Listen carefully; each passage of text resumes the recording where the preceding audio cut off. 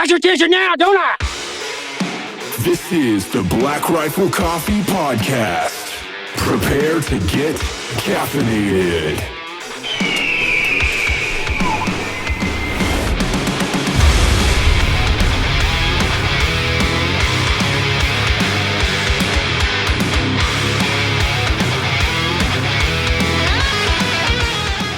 Welcome, everybody, to the Black Rifle Coffee Podcast. If you're wondering who we are, Dave and I, my name is Christian Meyers with David Reid today. We host an affiliate podcast on the Free Range American Network with Black Rifle Coffee called the Medevac Podcast. We typically talk about stories of injury, rescue, recovery, and resiliency. But today we're standing in for Jared Taylor. Taking a new tone today. We're going to keep it lighthearted today, right? I don't know. Let's have some fun. Yeah, and our guest today, lead singer of P.O.D, Sonny Sandoval. Welcome, Sonny. Where you at right now? It looks like you're in a jail cell. What did you do on the last show there? Locker room. In a locker room. I'm locked down. Yeah. I'm not following the rules, I guess. You didn't take the vaccine. And No, locked I'm up. Yeah, I'm in trouble. I'm in a cool little spot called Toad's Place here in New Haven, Connecticut. Every band under the sun, and not just bands. I mean, hip hop groups. Everybody's played here, so awesome. We don't get up to Connecticut too often. So this is kind of cool. So how's it feel like busting out of COVID and doing live shows again? It's great. I mean, we've been touring for so long, and I mean, this is what we know, But it's a little different. Like I said before, we're kind of the tip of the spear, the guinea pigs out here. Just announcing we have a show and just hoping people show up. There's people that have bought, pre-tickets and stuff like that, but still not showing up. So yeah, and it's different in every city. I think here in New Haven, this will be the first show I think the audience has to wear a mask. So we're kind of bummed about that. Oh man, do you think people are going to adhere to that? Yeah, the answer is yes. I mean, they're gonna do it, but most people, if it was me, I'd be like, cool, I'll catch them next time. Sure. I don't want to play that game. You know what I mean? I love shows, but I don't love shows that much where I gotta jump through a million hoops to go watch my band play. It's unfortunate, but that's what it is. Yeah. Are you guys playing with anyone else tonight, or are you guys solo act tonight? No. We brought out a cool group called From Ashes to New. Another new group. Yeah, another new group called All Good Things, and we had another opening band called Sleep Signals, but they only got 2 shows in, and then they got into a horrible bus accident. Yeah, I saw their post about that. Are they all okay? They're okay, except the bass player, he got the worst of it, and so I think they had to amputate his foot, and he's. Shit. Oh, man. It's unfortunate, man. Well, if he needs any advice, you could tell him to call me, brother. You're the man. All right. He's got experience with it. I have a 10 years experience missing a foot. That happened to the Ghost Inside, too, a few years ago. They got in a horrible accident, right? A bus Ghost accident. Inside, I think they did, yeah. I remember years ago in Europe, Alien Ant Farm got in a bad one. I just got wind of Nonpoint. I mean, everybody's okay, but I think their trailer jacked up and they lost all their equipment and all this stuff. So it's crazy out here. Is this a common thing for you guys? Like, sounds like no, man. Yeah, that's why. We're keeping our fingers, saying our prayers. You know what I mean? Keeping our fingers crossed. How fast is the bus driver going? Exactly. Slow down. Yeah, dude, $1.40 to get to our next show, man. So tell us, brother. Like, how did you get started? When did you get started? And like, how did you know music was your passion? Well, I'm different than most rock guys. I never thought I'd be doing this. It wasn't anything I planned. You talk to most of my friends in this business, and they were idolizing the posters on their wall, saying someday, I'm going to be a rock star. And I was never that way. At 19, I lost my mother to cancer, and I come from the neighborhood in San Diego, California, so it's a lot of trouble to get into. Yeah. And at that point, I just kind of grew up, and I found my faith, or I was finding my faith, and the guys in this band, my cousin's the drummer.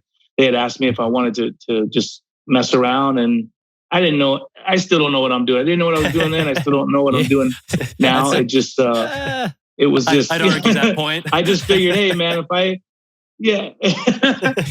figured, hey, I can scream on this mic just like anybody else, and say what I feel, or whatever, kind of release some of the things that's happening in my life at the time. I never thought we'd leave San Diego, and then we just kept playing. We did independent for years, and then we ended up signing to Atlantic Records in '99. Okay, wow. So you guys formed in what, 93? 92. 92. Yeah. Okay. So we're going on 30 years. We've been around. Been around the block a time or two. So you've seen, man, I can only imagine the things that you've seen and how the industry's changed over the years quite substantially. You guys kind of started at like the height of CDs. I mean, I think Satellite was one of my very first albums. Honestly, I think I've played Youth of the Nation probably that's awesome. five digits, probably a couple thousand times. He's the number one listener. What do you mean?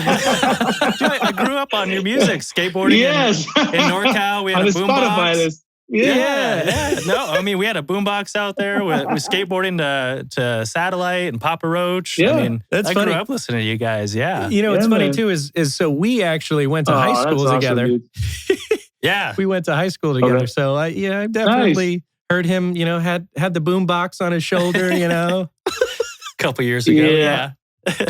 That's cool, man. Well, yeah. You just got out of high school, huh? Yeah. That was last year. Yeah, a couple years ago, yeah.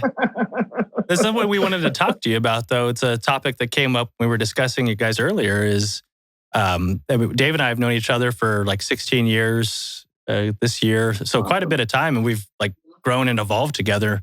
We were curious how that works in a band environment. So you guys have been together for 30 years. Obviously, you grow independently. Do you guys also grow as a band together and like trials and tribulations back and forth, or? Yeah. Oh, always, man. This is like my second. These guys are like my second wife. You know what I mean? And vice versa. You know what I mean? Yeah. But we're all best friends. We've traveled the world together. We've learned so many things, but we've also grown into our own differences as well. You know what I mean? We were just kids when we started, and when you're a teenager, you think you know it all, and then you actually learn some things. Yeah, exactly. And so, we fight and argue like brothers, and we love like brothers. So I think that's what makes us passionate about the music. It comes out in the music. It comes out live when we play. So we're just can't believe we're still here after all these years, still making music. Yeah, I think it's amazing. I mean, so there's got to be some point of tension and animosity that builds between a band after 30 years. So, like, is there any moments that you were like that tested you, or was it always like, these are my brothers and this is who I'm sticking with? I mean, not me. Yeah. We're brothers, but I mean, it's never been like physical, you know what I mean? Yeah. I mean, there might have been a shove here or there, but not for me. You know what I mean? But definitely we get into some heated discussions. Yeah. Yeah, it's always the drummer. How'd you know? Exactly. So we have our differences, but I think we've grown in these years, you know what I mean? And I learned to, I don't know if I learned to appreciate it. I just kind of acknowledge that, hey, man, we don't see eye to eye on certain things, but sure. I know that I love you, man. You know what I mean? I know that when we make music together, we want to offer hope and love and inspire people, so we meet on certain areas, you know what I mean? Yeah. But everybody's got to grow and mature in their own lives individually. Yeah. So you say evolve, and that brings up a good question: is how does your music evolve as you guys evolve and the times change? For sure. I mean, if you listen to all of our records, most bands out there, you listen to all the records and they all sound the same. Even the same album, the same song on that album. It's like, wow, what is this? Yep, recycled music. We are, we're a melting pot. You know what I mean? San Diego, California. We have so many different backgrounds and nationalities and experiences, and we're fans of every kind of music. So, it's not contrived. We just really love playing all these musics, and we kind of blend them together. And if it sounds cool to us, we play it. Nice. But a lot of it too is not trying to keep up whatever it is, whatever's cool right now. Yeah. You know, we jumped off labels for that reason, and we took time off for that reason, knowing that it would cost us, you know, a lot, you know, recognition of our band, success. But it was like, I don't want to play the label game anymore, and I want to do that stuff. And so we could only be P.O.D. That's it. I love that. So, you could definitely tell there's a lot of passion behind what you guys do. Yeah. So you guys are re-releasing. Are you remastering Satellite, or are you re-releasing it?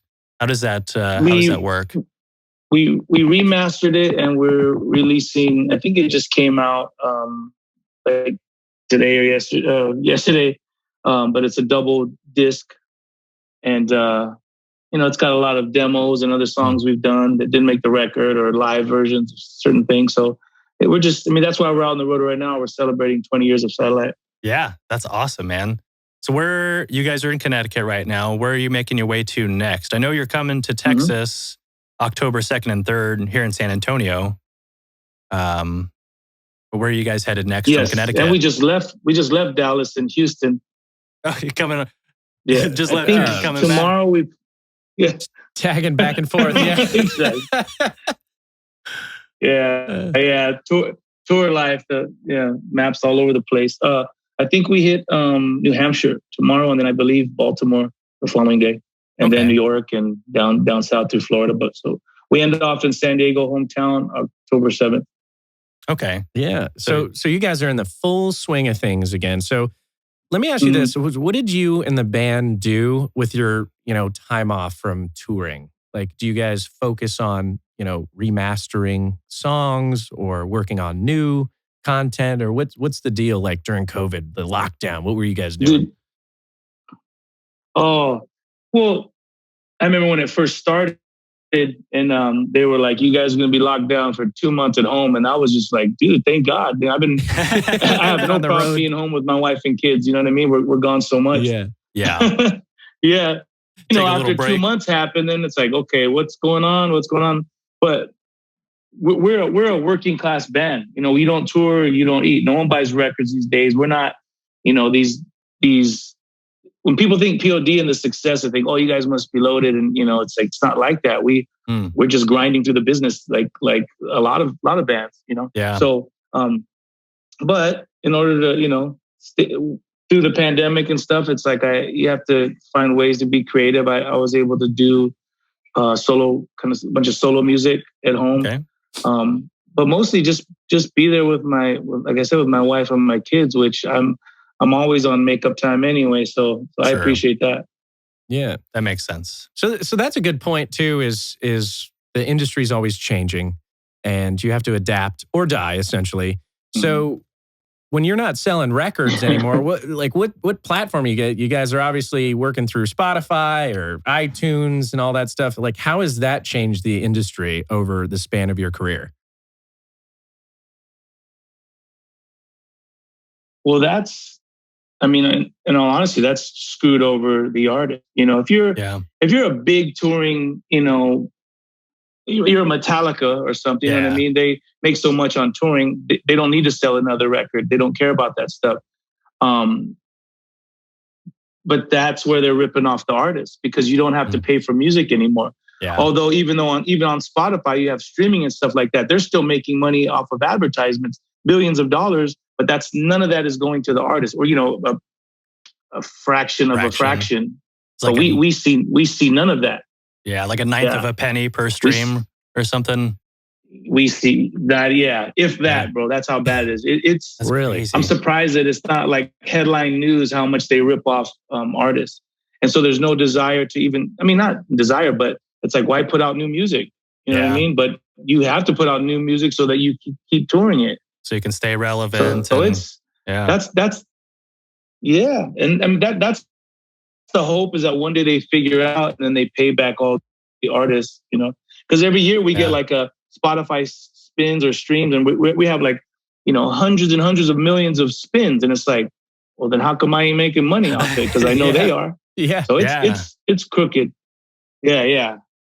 It's criminal. But I think it was a couple years ago. Trump signed like a copyright law. So I'm still hoping that they didn't forget about that and that they're just kind of waiting, or they're doing something. And in the big office, they're doing something to pay back these artists. Yeah, to try and implement that. Do you know the specifics on that? Are they trying to stop like streaming services, or I'm not really familiar with that not streaming. Law. I think they just right.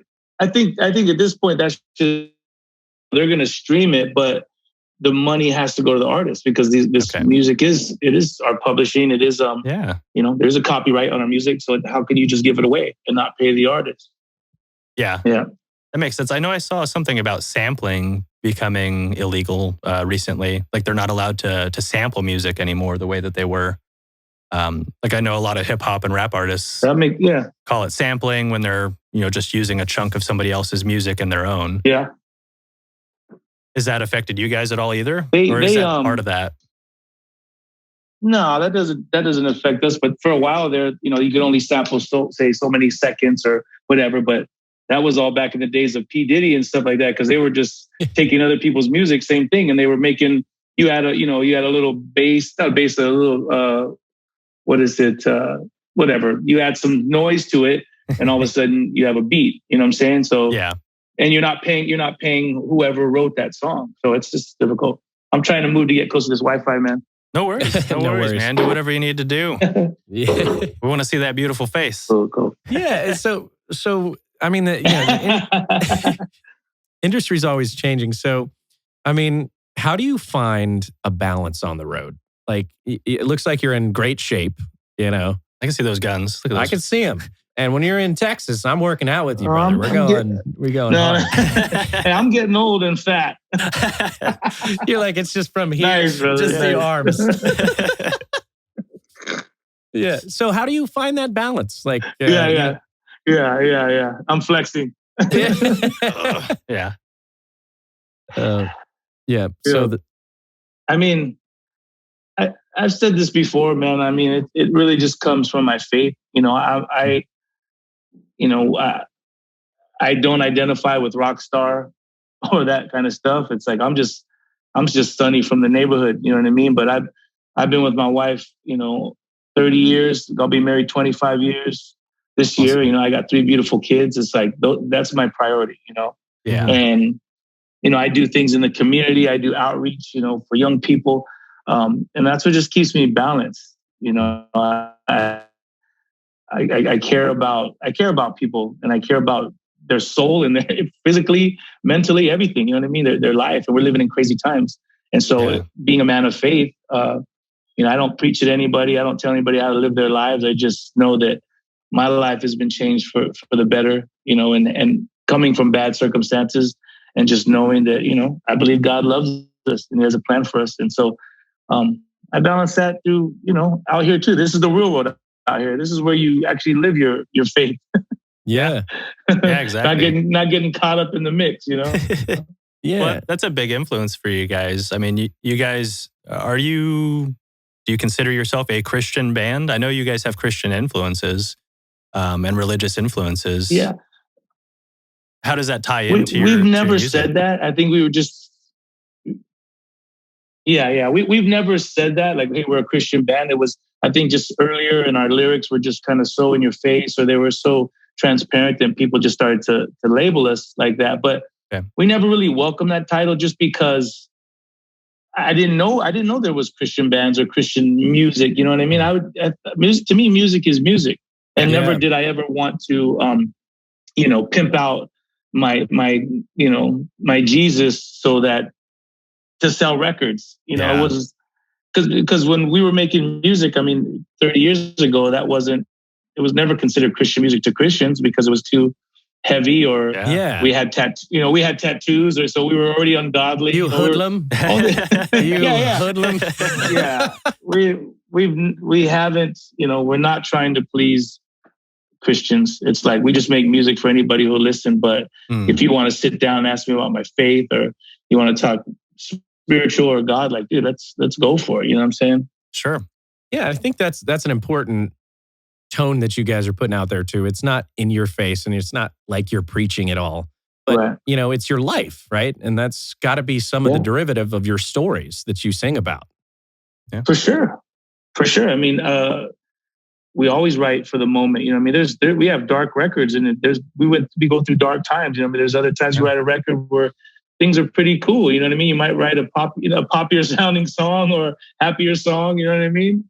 But you know, we write our records, and it's all seasonal stuff. But it's always going to be in there. I mean, even if I'm going through the dark times in my life and I'm writing a song, I mean, God is good. If God is good in the good times, He's good in the bad times as well. So I'm not gonna, you know, I'm still gonna be me. You know what I mean? I'm still gonna love God. Yeah. I'm still gonna try to offer hope or light in any type of dark situation. And I think we do that well on our records. Yeah. You don't have to be a Christian to like P.O.D. You know what I mean? If anything, that's what we wanted people to know. It's like, you know, I love a lot of bands out there, but do I agree with their political views or, you know, whatever? No, but I dig the music, you know? Sure. Yeah. Yeah, you can separate those two things. They're kind of independent from each other, but still feed back in. Obviously, it's part of your life, so it's going to come out in your lyrics and the type of music that you write. Yeah. Yeah, it should be real and honest. Yeah. So that brings up a great point is, you know, you said you find yourself in dark places at times. Where do you find yourself finding the greatest inspiration for writing your music?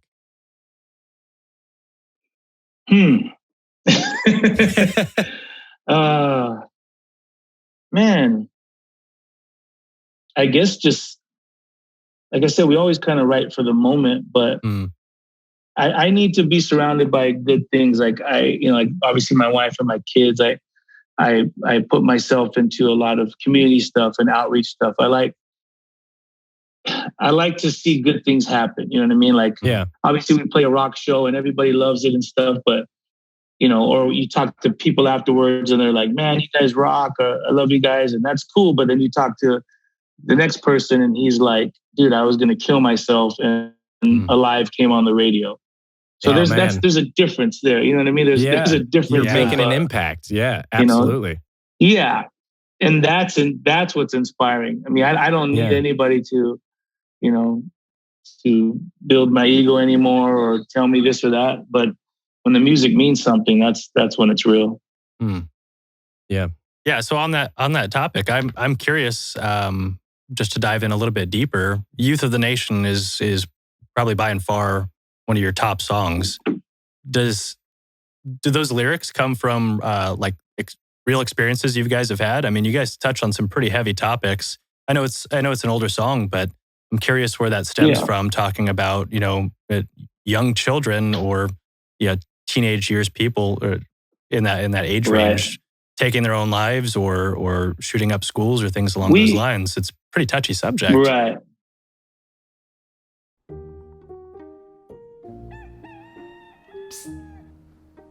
Caleb, did you know with Black Rifle Coffee's Coffee Club subscription, you can get fresh coffee shipped to you every month?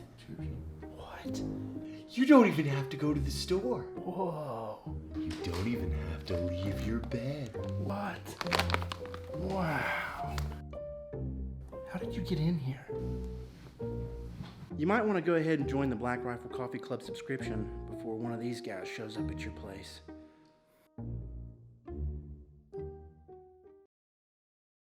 Yeah, we wrote that song 20 years ago. But we were, you know, when we were doing stuff independently, I remember when Columbine, I mean, I'm probably a little bit older than you guys, but even, you know, everybody knows Columbine.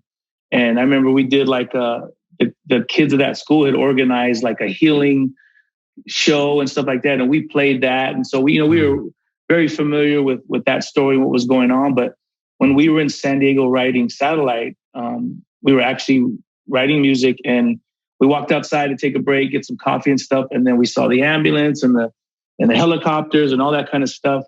And so we went back in, turned on the news, and 2 blocks away, it was the Santana High School shooting was happening in real time while we were there. Yeah. So here we are, you know, and we were still young at the time as well. But, you know, here we are supposed to write a record, and how do you write a happy song, you know, at that point? And so we were just talking about, you know, the situation and young people, dude, what's going on with our kids? You know, what's going on with even gun laws, all these different things. Yeah. I mean, we're talking about everything. And so I think it was Marcus, our guitar player. He was like, we should write a song called Youth of the Nation and talk about this. And he came up with that riff. It's very gloomy when you listen to it. You know what I mean? It's very just heavy bass, eerie, bass walking. Yeah. And so we kind of just structured it out at that point. And then I took it from there, and then I wrote the lyrics. But wow, it was we were right there at that time when that happened. So it's become an anthem, man. Everywhere we go around the world, so it's still asking the question, what's going on? What's going on with our young people? And I think young people, I'd hate to be a kid right now, with internet and social media and all this other makes crap. It so difficult. They're trying to find their identity, and you can't find your identity when you're too busy looking at everybody else's lives, Exactly. I think that song was, at least the lyrics, well before its time. I mean, I don't remember anyone else touching on subjects like that in a real fashion, addressing it the way you guys did. And a lot of your songs, Alive, the same thing. Like, obviously that touches people in a very close way. I mean, you just said a few minutes ago, someone told you that they were thinking about killing themselves, and the song came on the radio. How does that feel for you? Yeah. Oh, dude, that just shows you how powerful music is. You know what I mean? But we write all our songs in that way to just kind of get people thinking. But we want people to find hope, in our music. We want it to mean something to you. You know what I mean? So if you listen, you can go through every song and you can break down the lyrics and you'll find it in there. It's even in some of the darker songs, there's still hope in it, but we try to, address just realness. We don't try to get too political or, too many opinions, just more like, hey, this is just real life, And I feel like that happens with music a lot too, is people have a tendency to look at the lyrics a little bit too deeply. Do you find that to be the case? Oh, yeah. Oh, sure. I've had people come to me and explain the lyrics to me, and I was like, that's better than... I don't know about that. It's my song. I was not going for that. They're telling me what my songs mean. I'm like, dude, I'm going to stick with that. I love that. Yeah. But it's open. It's open to, interpretation. And so if that's what it means to you, it's like looking at a piece of art, you know what I mean? Or art on the wall. And it's like, we might get totally different vibes from that and be like, this is what I feel. This is what I see. And someone's like, I don't see that at all, but this is what I see, So, I mean, there's a point, to our lyrics, and it is, we intend certain things, but if you grab that from it and it's beautiful, then that's cool, man. But if it's negative, then that's definitely, I'll tell you, that's not right. That's not right. Get out of here. Get out of here. No. Where'd you get that from, buddy? Abstract art. That's a great concept. Like, I didn't think of it that way, but it truly is. It's got to be a point where it's ambiguous in a way. Yeah. People, like I said, they'll take even some of the most simple lines and grab so much from it. And you're like, dude, that's rad, dude. But that's, I don't know. That to me, that's personal. You know what I mean? To me, that's kind of like faith. People can read scripture, or I've read scripture, for the longest time, and I'll still open up something and read it today and be like, dude, I've read this 1,000 times, and it actually means something right now. You know what I mean? It means something because whatever I'm going through, or this really hit home today, and I've skipped past this for so long, and it didn't mean as much as it does at this moment. So music can be like that too. Yeah, absolutely. Yeah, completely agree. Yeah, it's open to interpretation for anyone. Yeah, so sure, man. What's next for P.O.D? What do you guys have upcoming? I know you're finishing up this tour right now, but what's next for you guys?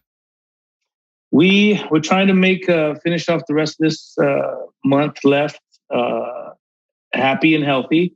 Yeah. And then, but I don't even think there's so many restrictions and, things are shutting down again that I don't even think anybody's planning touring again until they get the go ahead. Yeah. We thought we had the green light go ahead, you know what I mean? Right when summer hit, but all of a sudden here we are again dealing with it. So who knows? I think when we get home, we definitely need to finish writing and recording.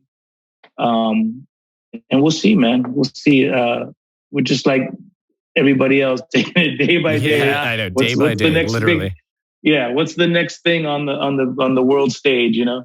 Yeah, no kidding. Yeah, it definitely affects you guys, especially with touring schedule. But I think you'll be okay out here in Texas. You'll just have to come here more often. Oh yeah. We just did. I told you, bro. We just did Houston and Dallas, 20,000 people, bro. Like, come on. Shit. Oh my God. So let me ask you this. That's awesome. On like a lighthearted note, is like, how does it feel to step on stage and just feel the electricity of that crowd? That's got to be phenomenal experience. Oh yeah. It's there's nothing like it, man. You know, I mean, we're always nervous when we start, but you know, as soon as you kick into it, you know, you kind of just muscle memory, you go into it and you do it, but you really do feed off that energy. Hey, you know this guy? How's it going? 50% of what you heard. Yeah, come on in. Come on in. It was Marcos's birthday yesterday, man. Happy birthday, Marcos. Celebrate with some tequila. Yeah. What's up, guys? Yeah. That's awesome. But to go off what you said, we have a buddy who's out on the road with us who's helping us do backups and congas and vocals and stuff like that. Nice. And the other day when we played Houston, he was walking around hours later, and I'm like, dude, you cool, man? I thought you drank too much coffee or something. Like, you cool? He's like, dude, I'm still high off the show, man. It's like I bet. You know, he's used to playing hometown shows and stuff, but 20,000 people, that's a rush, man. That's you really do. Show. The energy's real. It's real. Oh, I can imagine. Like, so typically after a show with all that pent up energy, what do you do? Like, it takes me a while answering that question. No. Off air. No, it takes me a while to calm down. I mean, it really does. The adrenaline, all that stuff, and just to stop sweating. It's just it's a lot. You know what I mean? I'm usually the last one in the shower just because I need to just, you know, calm down and cool off. I'll jump in the shower. I'll just keep sweating right through my shower, you know? Yeah. So on that topic, one of my favorite live videos is Parkway Drive at Wackendorf. They've got, I think, 50,000 people in the crowd. Such an electric video. Yeah, it's just watching that from just a video standpoint. I mean, it looks incredible to be up there and being able to connect with each one of those individual people. Like, you know, they have kind of a personal connection with you through your lyrics and through your guys' music. Over 30 years. For sure. Yeah. 30 years. That's got to be such a cool feeling. No, yeah. You know, we're not strangers to them. They're not strangers to us. You know what I mean? It's just like, it is a good feeling, and everybody has a story. They come out to rock and roll, and it's a good vibe. I can't explain it. The energy is pretty intense. Yeah. Well, I'm excited to see you guys here in just a couple of weeks. You're here in San Antonio, on the 2nd, right? I believe so, yeah. Okay, so October 2nd for all of our local San Antonio people, come on out to the show. Yeah. Dave and I are going to be there. Texas, don't be afraid. Yeah, come party. Come party. Yeah, That's I don't think there'll be masks there. I'm just saying. Yeah, probably not. I got my triple jab. I'm good. Yeah. So you got to have some awesome, interesting stories of like, you know, we see a show, we see, you know, what goes on stage, but there's got to be some logistical nightmares that happen backstage sometimes. So like, what is a story that sticks out to you where you're just like, man, that went terribly wrong? Probably pranks too, I imagine. I bet you guys get pretty weird. Excuse me. Yeah. I mean, that's usually last day of the tour, but let me see. I mean, we're pretty mellow. That's the funny thing is people say, dude, you guys have been chill all day. And then when you get up and play, it's like you guys are different people, you know? Yeah. Let me see. As a band, we're pretty mellow, man. It's when you get into the big rock festivals and stuff. And then a lot of times you have these younger bands trying to prove themselves like they're cool and then they overdrink or they do something stupid. You're like, that was me 20 years ago. No, I'm like, come on, grow up, buddy. Yeah. I mean, there's still nonsense that happens, but I try to stay away from a lot of that stuff. But we've had to cancel shows. We've played. I remember Independent Days. We played a show in Virginia Beach, and the kids were moshing and jumping up so bad that the roof it kind of caved in. So you literally brought the roof down. Yeah. We were on the second floor, so we brought the floor/ceiling down the roof. Oh, man. That's pretty crazy. So the whole floor collapsed while you guys were playing? While they were jumping, you can feel it. It was like, everybody's like, stop, everybody get out. Damn. But man, I would have said we going. were in Brazil one time. Yeah, exactly. Let's just go through the floor. Yeah, that's when it's a liability. That's when you start boom. Yeah. We're bringing this place down. Yeah. Who's responsible for that first and foremost? Yeah. Is it the venue? Yeah, exactly. Get out of here. You said you guys were in Brazil. You had a Brazil story? Oh, yeah, we were in Rio. We were supposed to play, and it was raining, and our tour manager and all the crew went down to set everything up. And, there's a lot of third world stuff going on down there. And so I remember I think they had, something was up with the electrical box. It was just wide open. And it was raining, it was wet. And we're like, dude, this is a disaster waiting to happen. And he literally called the show and said, dude, I can't have you guys come here and be around here. I don't want fans here. The crowd's electric. Yeah. The crowd's on fire tonight. Yeah, they're on fire. No, literally, they're on fire. We're not trying to do that. Let me see one more. In New York City, right after 9/11, probably within that same satellite tour, they did. I think they arrested a guy who had a bomb on him, and we were like, in New York City. And we were like, dude, what if that guy was, we make jokes about it, but we're like, what if he was going to do something stupid to us, to like boom or something? You know what I mean? Yeah. Like he was going to come here and just be like, go crazy. And so we were tripping and we're like, and then we were afraid to go on stage. We were like, dude, this is kind of wild. I don't blame you. Yeah. My God. Yeah. So speaking of, so the fans, like, do you have any crazy fans that you were just like, dude, you're too much. You need to like calm down, or like I need help. I fear for my life. I love you, Sonny. Can you sign this for me? Yeah. I mean, nobody's too crazy. I mean, but when you see like your face tattooed on people and stuff, I mean, I don't think they're crazy. I think it's at least be a good tattoo. You know what I mean? I've seen like some super ugly. Yeah. You're like, I don't look like that. It's not smiley face with long dreads. Yeah, exactly. They tattoo themselves. I swear it's you. That's great. And then I've seen great ones. I'm like, oh my gosh. I remember I saw this girl in Russia, and she had the most beautiful tattoo of me. And first of all, I said, you should have never did that. You should have never got me on your arm. I said, but at least it's an amazing tattoo. You know what I mean? The tattoo's gorgeous. Now, I'm not gorgeous. Your tattoo's gorgeous. But, you know what I'm saying? Damn, I look good on that tattoo. Damn, I look good. That's got to be an interesting feeling, having a tattoo of your face on somebody. Like multiple running around. It's like, that's crazy. I mean, I appreciate it and I love you for that, but come on. You know what I mean? She's probably going to be listening to this like, we should get it removed. Yeah, he doesn't love me. He doesn't love me. Yeah.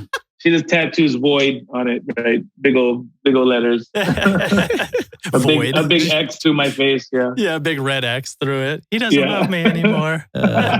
So, I feel like if you got away with a couple, face tattoos, that's not too bad. You get some of those bands that, especially the heavier metal guys, are just like, I'm going to get stabbed here. I'm going to get stabbed. Yeah. No, that maybe just blown up. It's not even the metal guys anymore. I think it's the metal guys who have the least tattoos now. It's become pop culture now. You know what I mean? It's like, it's not even cool anymore. Yeah, the counterculture is no tattoos, no piercings now. Yeah. That's what I tell my kids or people. They always say, "Oh, I want to get a tattoo." I'm like, dude, no tattoo is the new tattoo. I mean, don't do it. I mean, says the guy who's covered in tattoos.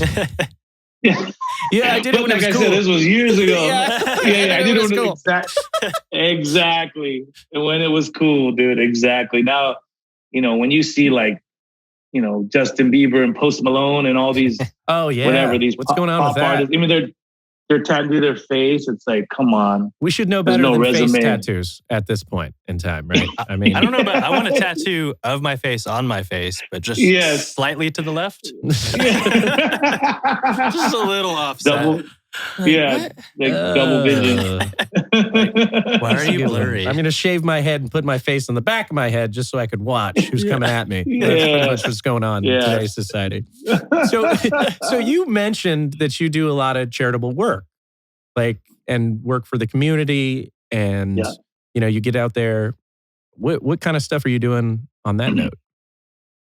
I started or helped co-found movements called the Whosoevers, and it has a lot of guys and girls in rock, a lot of athletes that are believers, that are Christians, but they're not cheesy. You know what I mean? They're actually cool, and they're not religious. But it really just started off more as a brotherhood and a sisterhood. Because I walk with a lot of guys that are on the road that are trying to stay sober or whatever, just walk out their faith. And so it was really kind of a safe place. But then once we started to tell our stories, this was about 11 years ago.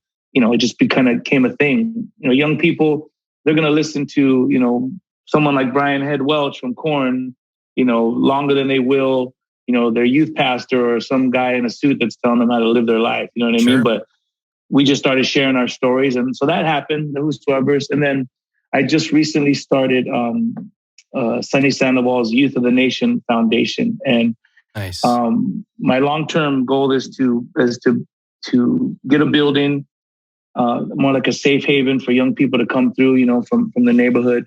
Okay.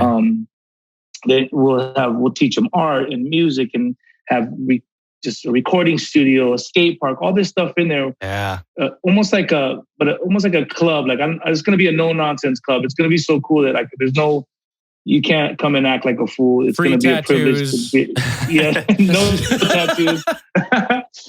And we started working on that. But then once COVID happened, it was like, okay, no one goes inside anymore. So we kind of shift gears a little bit, just for the moment.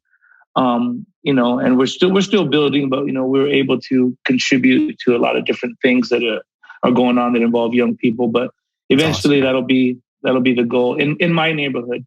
Okay, So South San Diego, right? Yeah. Okay. Yep, South San Diego. Yeah, but everything else, we'll do. There's a lot of events that we put on, and again, it's just to inspire young people. It's not to preach and tell anybody anything. It's just share your story. If Brian Head Welch goes up there and he's like, dude, I used to be a functioning meth head, in Korn. Yeah. And then until God delivered me, it's like, dude, that's a cool story to hear. So kids are, they're more interested in our stories and, than anything. So we just want to love them, encourage them. And, the world is theirs, man. They don't have to be stuck wherever they're at. And, so a lot of cool stuff to be done. That's pretty amazing. And I like the approach that you guys are taking to it as well, that you're not trying to force anything on them, whether it's religion or an ideology or politics or anything. You're accepting them like, hey, we want to give you guys an area where you can feel safe in this neighborhood that might not be so safe. For sure. And teach them different outlets. Man. That's amazing. Thanks, man. Yeah. Try to do good works whenever we can. And how important is it to keep that message positive? There's so much negative connotation out there. Everybody is saying, don't do this, don't do that. This is right, this is wrong. But when you, are bringing a building in where you're teaching these people art, sharing stories, that's such a positive message for people. And I think that goes such a, vast distance more than just, encouraging them to figure it out by themselves. Yeah. Obviously we have, like you said, we do have a positive message, but the goal is more so is just to give a lot of these kids tools and opportunities that they'll have, some kids in, my neighborhood, they don't even have internet, you know what I mean? So how could they even do, or a laptop or whatever. So how could they go through a year and a half worth of school when they don't even have that kind of stuff? You know what I mean? That's a necessity. So, but it's whatever we want to be able to, or whatever, have like, guitar rooms, drum rooms. Any kid, if he has the privilege to play on a janky acoustic, he might be like, this is cool for 2 days, and then all of us, but it never pick it up again. But put some kid, with a PRS guitar and a Mesa Boogie stack or whatever, you know what I mean? And full sound, this kid's gonna be like, dude, this is what I want to do, So inspiration. Whether it's art, whether it's computer graphics, just having a cool place where kids can skate. And like I said, it'll be more of a privilege, and if I'm there, that's the cool thing. If I'm there, and I will be there, but I'm known in my neighborhood, so it's gonna be like there's not gonna be any knuckleheads. It's like, dude, you have an opportunity. This could change your life forever. Like, don't screw it up, So we'll let the young people in that are serious, but it will create an opportunity, Yeah. So when is this all going down? When are you guys expecting to open this up? I mean, I kind of have a 5-year plan, so we'll see. It just, it's more amongst people that know right now. Like, I really haven't pushed it or, looking or have sought out donations or anything like that. But I know we are shooting for some, grants and stuff like that to try to get things going. So, I mean, it's in the wish list of things to happen. Yeah, what I mean? But right now, it just, again, dealing with everything on the world stage right now, it just puts a halt on a lot of stuff. But, but like I said, we've been able to do some really cool stuff and get behind, other local, nonprofits that I know, and help out wherever we can. So it's fulfilling, man. Yeah, absolutely. You guys you're an inspirational human, man. That the way your approach to it, especially, is fantastic. It's completely selfless, and I think it's the proper purpose. You guys are doing it out of love for others. Yeah, I think that's pretty incredible. You guys appreciate have done that, brother. That's awesome. Yeah, absolutely, man. And you guys have done a lot of USO stuff. I know.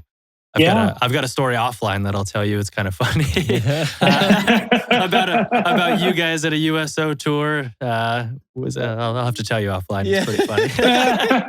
I don't want to blast that one out there, but are you guys planning on doing any more of the USO tours or visiting bases to perform?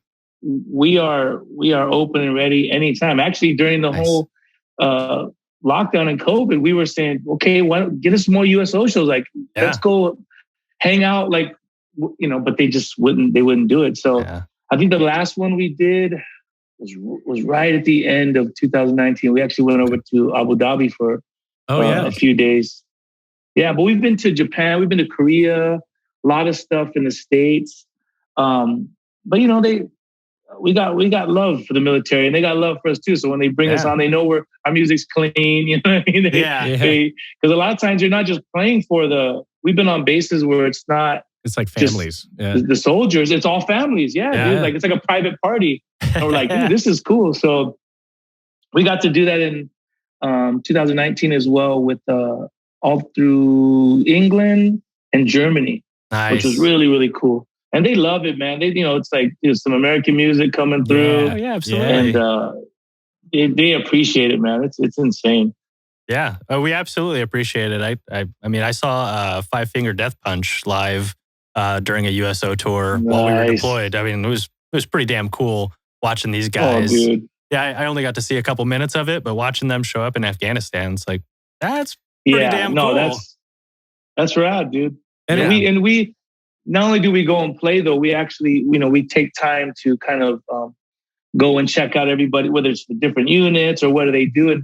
The last time in Abu Dhabi, we were there for a day before and a day after, and all we did was just take the tours and then go to, like, the bullet unit, you know what I mean, the tank unit, all this stuff, and just listen. They just want to explain to you what they do, and like this is what I'm in charge of, and it's like, man, it was a blessing, where we go to where we always check out the dogs. You know what I mean? The canines. That's what I was just going to ask. Exactly. Did you put on the suit? Did you get bit? Throw the sleeve on, the suit on? We didn't do it. I'm trying to remember if anyone in the other bands did it. I think they wouldn't let us. I think it was like, let's keep it safe. But it'll scare the shit out of me. It's awesome, man. It's right. The little marshmallow suit. You can't run really far. You're just like kind of hobbling around just till they tank you down. Waddle as fast as you can away from it. Yeah. Yeah. Yeah, Well, you're for sure getting bit no matter what. Oh yeah, for sure. Oh man. Well, hey, when you guys are out here in San Antonio, feel free to. We should link up, and we can introduce you to a few of these local units. I'm sure they would love to come see you guys live. Oh, bro, that would be awesome, bro. We can bring them in if they want to come. I'm sure we can take care of it for the show if they want to come see the show as well. So yeah, it's all good, man. Yeah, I think it goes a long way too, in that it is so important for these guys too that you do that for them. These USO shows mean the world to them. I mean, being in the roughest places in the world, and then just giving them that R&R that is much needed. The love that those guys have for you is phenomenal. Yeah, a touch of normalcy while you're gone fighting. It's appreciated at a level. Oh yeah, it's hard to explain. Yeah. Oh yeah. No, we have so much love and respect, man, and it's just I sure hope we get to do a lot more. Yeah. We hope you guys do too. Yeah. Can't wait. Listen, I'm going to come to this show when you're in San Antonio. Absolutely. Yeah. I expect some backstage passes. Hey, we'll take care of you guys. Don't worry. The shameless plug in there, but the shameless plug. Yeah, we got you. Don't worry about it. Well, hey, you want to give a couple shout outs so you guys you have the Whosoevers. Where can people find more information on the Whosoevers? Just whosoevers.com. Okay. There's a bunch of cool stuff on there. We've been shooting a lot of documentaries too, and we've been hitting a lot of skate parks, and we've been doing a lot of cool stuff there. And again, just keep in mind, Sonny Sandoval's Youth of the Nation Foundation. Yeah. We'll be getting that going up real quick in my neighborhood, I'm super stoked on that. But aside from that, P.O.D, hit up all the socials, keep track of what's going on, and come out to the rock show. Hell yeah. And if you had one thing to tell aspiring artists or your fans out there, what would it be? I mean, if it's an artist, man, do it because you love it. Be real. Be who you are. Don't let anybody change you and try to tell you what your band is supposed to be like or what you're supposed to do. Because even if you do that and you have all the success in the world, like at the end of the day, as far as P.O.D is concerned, it's more about our integrity and who we want to be as a band. I hate the label politics and all the stuff that they do, man. And if anything, just learn your dang instrument, man. We're doing we're playing with a lot of, there's just a lot of stuff going on where it's not even just guys playing anymore. It just really has become more of a show and entertainment than just, just jamming, than a band, So be a band first, man. My son's playing the drums. That's what I'm saying. Just play your drums, get good at it, jam with your friends, man. If that's what makes you happy and have fun, but don't just try to do it to make it, Yeah. Hold true to yourself and your band. I know that people could be pushed in a lot of different directions, and I'm sure it's happened to you over 30 years. Yeah. Oh yeah. Yeah. And we've made small compromises here and there, and I don't know if it was a compromise, it was more like forced, but it's like, because it's like I'm just gonna give you my advice, and it's like, but it's totally up to you guys, it's your band. It's like, all right, cool. Thank you for your advice. We're gonna do what we wanted to do. I don't know if we can get behind that. Like what? Yeah. So we don't have a choice. Then that's what you're saying. Yeah. Okay. The clothing, probably. You have to wear the tutu on this show. Yeah.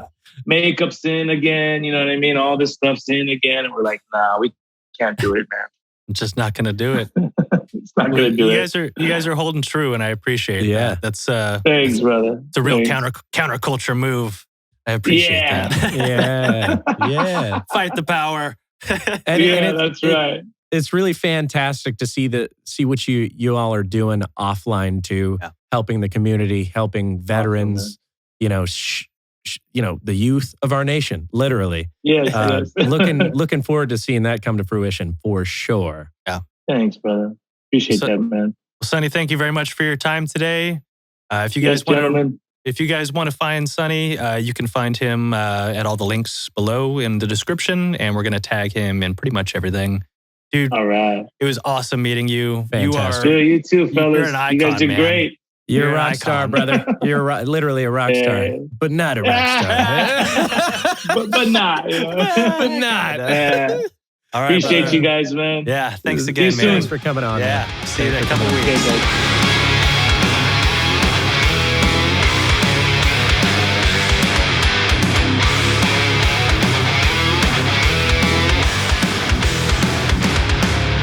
That concludes today's training. Any questions? Woo!